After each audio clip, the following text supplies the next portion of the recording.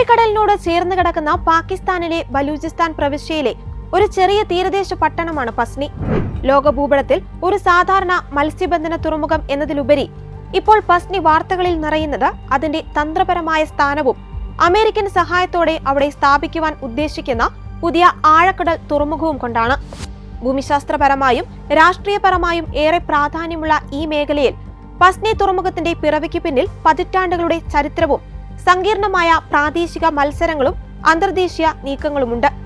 പസ്നി തുറമുഖം ഇന്ത്യക്ക് ഉയർത്തുന്ന വെല്ലുവിളികൾ എന്തൊക്കെ? പാകിസ്ഥാനിൽ അമേരിക്ക നോട്ടമിട്ടതിന് പിന്നിൽ ഇരു രാജ്യങ്ങളുടെയും സാമ്പത്തിക നേട്ടം മാത്രമോ? വ്യൂ പോയിന്റ് ചർച്ച ചെയ്യുന്നു. അമേരിക്കയുടെ തുറമുഖ മോഹത്തെ ചൈനയ്ക്കും റഷ്യയ്ക്കുമൊപ്പം ഇന്ത്യ എതിർത്തതിന് പിന്നിലെ കാരണമെന്ത്? പാകിസ്ഥാന്റെ 4 പ്രവിശ്യകളിൽ ഏറ്റവും വലുതും എന്നാൽ ജനസംഖ്യയിൽ ഏറ്റവും കുറഞ്ഞതുമാണ് ബലൂചിസ്ഥാൻ. ഇറാനും അഫ്ഗാനിസ്ഥാനുമായി അതിർത്തി പങ്കിടുന്ന ഈ പ്രദേശം ധാതു സമ്പത്തിലും തന്ത്രപരമായ തീരദേശങ്ങളാലും അതീവ പ്രാധാന്യമുള്ളതാണ്. പസ്നി ഉൾപ്പെടുന്ന മക്രാൻ തീരപ്രദേശം നൂറ്റാണ്ടുകളായി ഇന്ത്യൻ ഉപഭൂഖണ്ഡത്തെയും പേർഷ്യൻ ഗൾഫ് രാജ്യങ്ങളെയും ബന്ധിപ്പിക്കുന്ന സമുദ്ര വ്യാപാര പാതയിലെ ഒരു പ്രധാന ഇടത്താവളമായിരുന്നു. ബലൂചിസ്ഥാനിലെ മക്രാൻ തീരത്തിന് ലഭിച്ച ഏറ്റവും വലിയ ശ്രദ്ധ ചൈനീസ് പാകിസ്ഥാൻ സാമ്പത്തിക ഇടനാഴിയുടെ ഭാഗമായി ഗ്വാദർ തുറമുഖം വികസിച്ചതാണ്. ചൈനയുടെ മുത്തുകളുടെ മാല എന്ന് വിളിക്കപ്പെടുന്ന തന്ത്രപരമായ ശൃംഖലയിൽ ഗ്വാദർ ഒരു നിർണായക കണ്ണിയായി മാറി. എന്നാൽ ഗ്വാദറിന് 161 കിലോമീറ്റർ മാത്രം കിഴക്കായി സ്ഥിതി ചെയ്യുന്ന പസ്നി ഗ്വാദർ തുറമുഖത്തിന്റെ പ്രാധാന്യം കാരണം നിഴലിലായി പോവുകയായിരുന്നു. പഴയകാലത്ത് പസ്നി ഒരു ചെറിയ തുറമുഖമായും മത്സ്യബന്ധന കേന്ദ്രമായും പ്രവർത്തിച്ചിരുന്നു. എന്നാൽ ഒരാധുനിക ആഴക്കടൽ തുറമുഖമായി ഇതിനെ വികസിപ്പിക്കുവാനുള്ള ശ്രമങ്ങൾ പല കാരണങ്ങളാൽ മുടങ്ങിപ്പോയിരുന്നു. ആഴം കുറഞ്ഞ തീരം, അടിസ്ഥാന സൗകര്യങ്ങളുടെ അഭാവം, മേഖലയിലെ രാഷ്ട്രീയ അസ്ഥിരത എന്നിവയെല്ലാമായിരുന്നു പ്രധാന വെല്ലുവിളികൾ.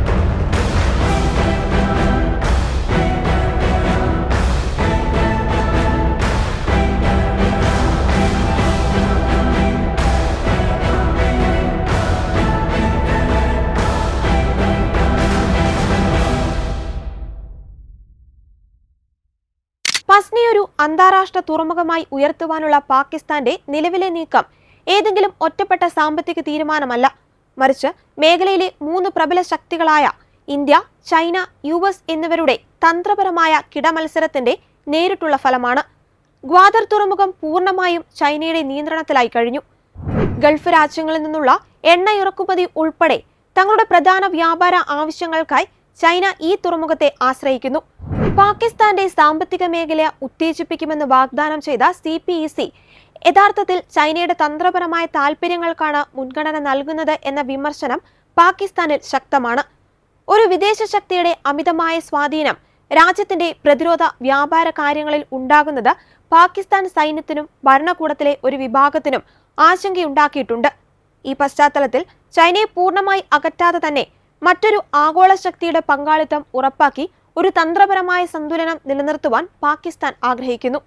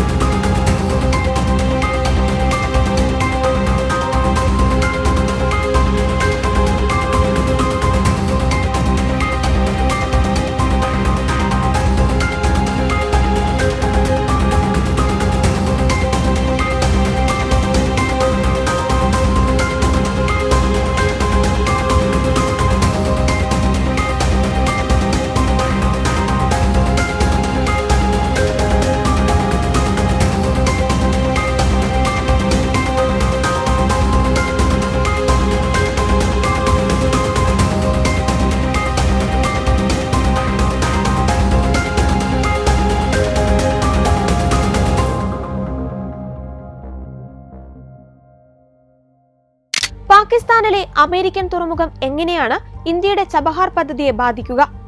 ഇറാനിൽ ഇന്ത്യ നിർമ്മിക്കുന്ന ചബഹാർ തുറമുഖം പസ്നയിൽ നിന്ന് 330 കിലോമീറ്റർ മാത്രം അകലെയാണ്. ഇറാനുമായി സൗഹൃദം നിലനിർത്തിക്കൊണ്ട് ഗ്വാദറിന് ബദലായി അഫ്ഗാനിസ്ഥാനിലേക്കും മധ്യേഷ്യയിലേക്കും ഒരു പുതിയ വ്യാപാരപാത തുറക്കുക എന്നതായിരുന്നു ഇന്ത്യയുടെ ലക്ഷ്യം. ഒരു വിദേശ തുറമുഖത്തിന്റെ നടത്തിപ്പ് ചുമതല ഇന്ത്യ ഏറ്റെടുക്കുന്നത് ഇതാദ്യമായായിരുന്നു. എന്നാൽ അടുത്തിടെ US ചബഹാറിന്മേൽ ഉപരോധങ്ങൾ ഏർപ്പെടുത്തുവാൻ നീക്കം നടത്തിയത് ഇന്ത്യയെ പ്രതിസന്ധിയിലാക്കിയിരുന്നു. ചബഹാറിന്റെ വികസനം മേഖലയിൽ ഇന്ത്യക്ക് നൽകുന്ന തന്ത്രപരമായ മേൽക്കൈ തടയുവാൻ പാകിസ്ഥാന് എക്കാലത്തും താൽപര്യമുണ്ടായിരുന്നു. പാകിസ്ഥാൻ US ബന്ധത്തിലെ മാറ്റങ്ങളും തുറമുഖ ഏറ്റെടുക്കുന്നതിന് കാരണമായി വിദഗ്ധർ ചൂണ്ടിക്കാട്ടുന്നുണ്ട്.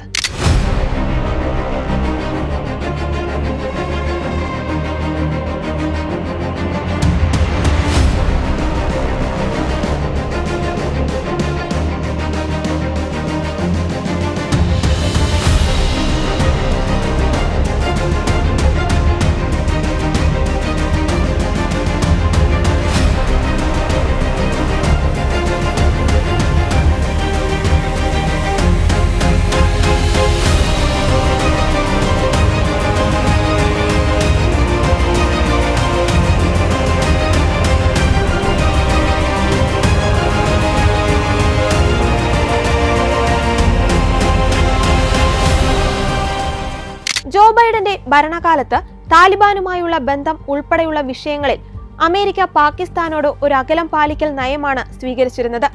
എന്നാൽ പ്രസിഡന്റ് ഡൊണാൾഡ് ട്രംപിന്റെ നേതൃത്വത്തിൽ റിപ്പബ്ലിക്കൻ പാർട്ടി വീണ്ടും അധികാരത്തിൽ വന്നതോടെ ചൈനയ്ക്കെതിരായ നീക്കങ്ങൾക്ക് ഏഷ്യയിൽ ഒരു സുരക്ഷിത താവളമെന്ന നിലയിൽ പാകിസ്ഥാനോട് തുറന്ന സമീപനം സ്വീകരിക്കുവാനുള്ള സാധ്യതകളും വിദഗ്ധർ ഇപ്പോൾ പ്രവചിക്കുന്നുണ്ട്. ഈ രാഷ്ട്രീയ സാഹചര്യത്തെ മുതലെടുത്താണ് പാകിസ്ഥാൻ, പ്രത്യേകിച്ച് പാക് സൈനിക മേധാവി അസീം മുനീർ ട്രംപിനെ അനുനയിപ്പിക്കുവാനുള്ള തീവ്ര ശ്രമം നടത്തുന്നത്. അപൂർവ ധാതുക്കൾ സമ്മാനമായി നൽകുന്നതുൾപ്പെടെയുള്ള പാകിസ്ഥാന്റെ പുതിയ ട്രംപ് തന്ത്രങ്ങളിലൊന്നായി പസ്നി തുറമുഖ പദ്ധതിയെ വിലയിരുത്താം.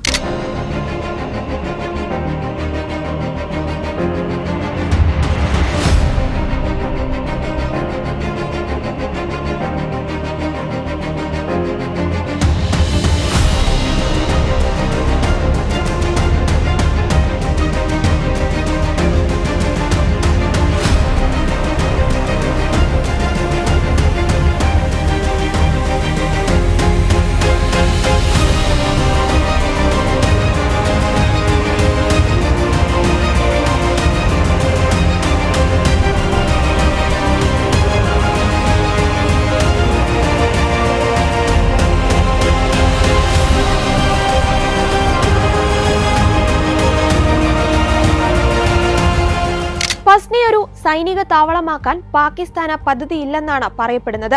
മറിച്ച് കേരളത്തിലെ വിഴിഞ്ഞം തുറമുഖത്തിന് സമാനമായി വലിയ മദർഷിപ്പുകൾക്ക് അടുക്കുവാൻ കഴിയുന്ന ഒരാഴക്കടൽ വ്യാപാര തുറമുഖമാക്കി ഇതിനെ വികസിപ്പിക്കാനാണ് ലക്ഷ്യം. പദ്ധതിക്ക് പിന്നിലെ ഏറ്റവും വലിയ സാമ്പത്തിക പ്രേരക ശക്തി ബലൂചിസ്ഥാനിലെ അപൂർവ ധാതുക്കളാണ്. ട്രില്യൺ കണക്കിന് ഡോളർ വിലമതിക്കുന്ന ചെമ്പ്, ആന്റിമണി, നിയോഡിമിയം തുടങ്ങിയ നിർണായക ധാതുക്കൾ ഈ മേഖലയിലുണ്ട്. ബാറ്ററികൾക്കും പ്രതിരോധ സംവിധാനങ്ങൾക്കും അത്യന്താപേക്ഷിതമായ ഈ ധാതുക്കൾ കയറ്റുമതി ചെയ്യുവാനുള്ള പ്രധാന ടെർമിനലായി പസ്നിയെ മാറ്റുവാൻ പാകിസ്ഥാൻ ആഗ്രഹിക്കുന്നുമുണ്ട്. റെയിൽ ശൃംഖലകൾ വഴി രാജ്യത്തിന്റെ ഉൾപ്രദേശങ്ങളിൽ നിന്ന് ധാതുക്കൾ പസ്നിയിലെത്തിച്ച് US നിക്ഷേപകർക്ക് എളുപ്പത്തിൽ കൈമാറുവാനും അതുവഴി കടുത്ത സാമ്പത്തിക പ്രതിസന്ധി മറികടക്കുവാനും പാകിസ്ഥാൻ ലക്ഷ്യമിടുന്നു. എന്നാൽ ഇതിന് പല തന്ത്രപരമായ പ്രത്യാഘാതങ്ങളുമുണ്ട്. ചബഹാർ തുറമുഖത്തിന് ഒരു US പിന്തുണയുള്ള ബദൽ ലഭിക്കുന്നത് മേഖലയിലെ ഇന്ത്യയുടെ സ്വാധീനം കുറയ്ക്കും. അതേസമയം ഇന്ത്യൻ മഹാസമുദ്രത്തിലേക്ക് US കൂടുതൽ എളുപ്പത്തിൽ പ്രവേശിക്കുവാൻ സാധിക്കുന്നതും ഇന്ത്യക്കൊരു തന്ത്രപരമായ വെല്ലുവിളിയാണ്. അതോടൊപ്പം ചൈനീസ് നിയന്ത്രണത്തിലുള്ള ഗ്വാദറിന് തൊട്ടടുത്ത് US സ്വാധീനത്തിലുള്ള തുറമുഖം വരുന്നത് രണ്ട് ആഗോള ശക്തികൾ തമ്മിലുള്ള മത്സരം വർദ്ധിപ്പിക്കും. ഒരേ സമയം ചൈനയെയും അമേരിക്കയെയും തൃപ്തിപ്പെടുത്തി ഈ രണ്ട് തുറമുഖങ്ങളെയും എങ്ങനെ മുന്നോട്ട് കൊണ്ടുപോകുമെന്നത് പാകിസ്ഥാന് വലിയ നയതന്ത്ര വെല്ലുവിളിയായിരിക്കും ഉയർത്താൻ പോവുക. എന്നാൽ പസ്നി പദ്ധതിക്ക് പാകിസ്ഥാനിൽ തന്നെ ശക്തമായ പ്രതിഷേധമുണ്ട്.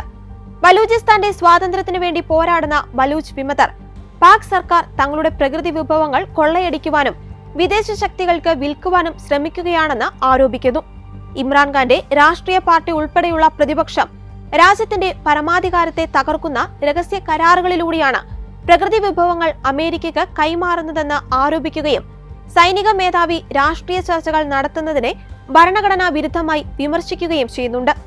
ഇന്ത്യയുടെ ചബഹാർ, ചൈനയുടെ ഗ്വാദർ എന്നിവയുടെ തന്ത്രപരമായ പ്രാധാന്യം തിരിച്ചറിഞ്ഞാണ് ഇപ്പോൾ പാകിസ്ഥാൻ US പങ്കാളിത്തത്തോടെ പസ്നിയെ മൂന്നാമതൊരു ശക്തി കേന്ദ്രമായി അവതരിപ്പിക്കുവാൻ ശ്രമിക്കുന്നത്. കടുത്ത സാമ്പത്തിക പ്രതിസന്ധിയിൽ നിന്ന് കരകയറുവാൻ പാകിസ്ഥാൻ നടത്തുന്ന ഈ നീക്കം മേഖലയിലെ ആഗോള ശക്തികളുടെ മത്സരത്തെ പുതിയ തലത്തിലേക്ക് എത്തിക്കുകയും ഗൾഫ് രാജ്യങ്ങൾക്കും മധ്യേഷ്യൻ വ്യാപാര പാതകൾക്കും നിർണായകമായ ഒരു പുതിയ കളിക്കാരനെ രംഗത്തിറക്കുകയും ചെയ്യും.